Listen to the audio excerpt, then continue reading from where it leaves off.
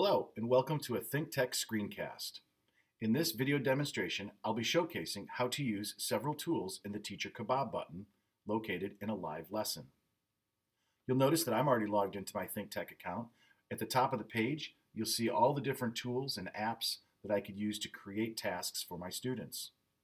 In the lower part of the page, you can see that I have folders created so I can keep all my lessons organized.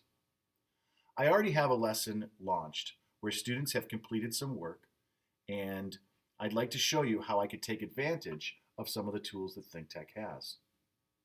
In the top right-hand corner, there's the kabob or triple dot icon. By clicking on this, I have several choices. Today I'm going to focus on these two. First, I'll show you how to share my screen. What this will do is it will take whatever is shown in Thinktech on my computer screen, and it will pause all of my students' screen view to show exactly what I have. Let me show you what I mean. First, I have a student activity opened for you to take a look at. This student is on the second task of the activity. The teacher, when clicking on the kabob button, can now share their screen.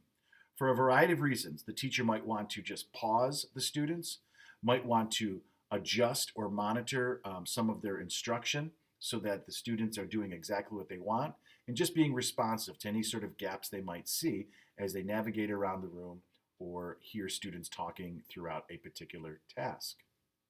So first, I'll click on Share My Screen, and you'll notice that my screen has changed colors. And I have these very noticeable tools at the top of the page. Let me show you what the student sees.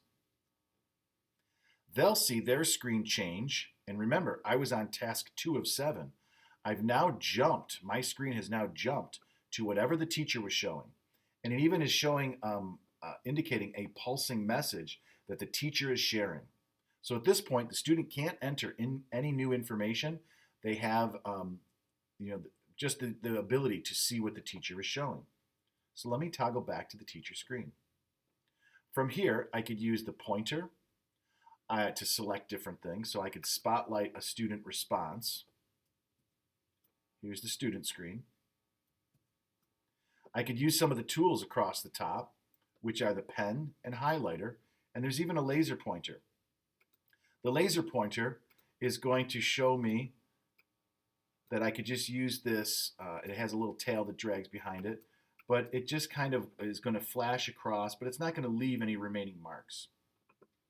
If I wanted to annotate the page, I can click on a pen and a color that I want to use to highlight some of the student work. Let me toggle over to the student view, and now you'll see that that page has been annotated. I could use highlighters to talk about some of the things that the student may have used in their response to talk about the accuracy of the student answers. Toggle over to the student, and we'll see that that is there. If I'm done with this, I can clear my annotations, use the pointer to select something different on the screen, and begin to have a discussion with my class like this.